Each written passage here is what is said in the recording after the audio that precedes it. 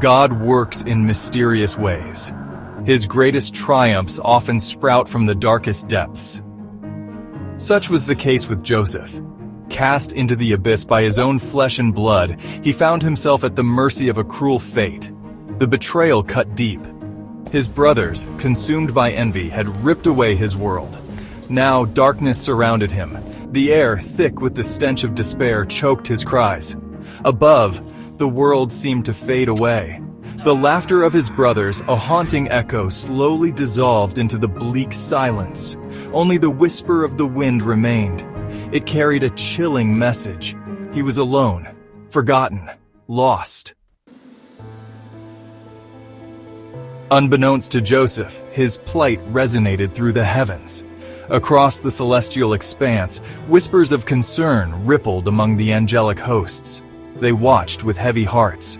Their gazes, filled with empathy, followed his every move. A sense of urgency gripped them. A plan was in motion, orchestrated by a power beyond their comprehension. They were but instruments. Their role was to witness and to guide, to ensure the threads of fate intertwined as intended. For this was not the end for Joseph. It was merely the beginning, a test of faith, a crucible from which he would emerge stronger. The desert swallowed him whole, each grain of sand a testament to his isolation. The sun beat down relentlessly. It scorched his skin and parched his throat. Joseph stumbled forward, his body heavy with exhaustion. His once fine robes were now tattered rags. They offered little protection from the unforgiving elements. He was a slave now, bought and sold like cattle.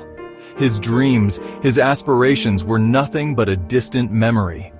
With every labored breath, a single question tormented him. Why? Why had his brothers forsaken him? Why had God allowed this to happen?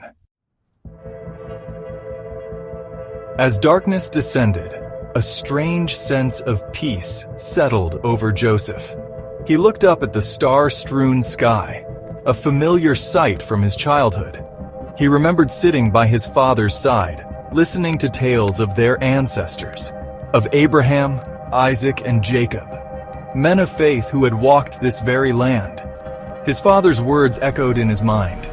God is with you, my son. Even in the darkest of times, his presence never leaves you.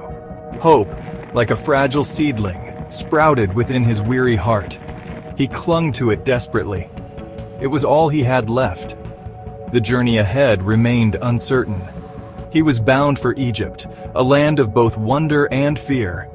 What awaited him there, he could only imagine. But as he stared at the endless expanse of stars, he felt a glimmer of resolve. He would face his destiny, whatever it may be.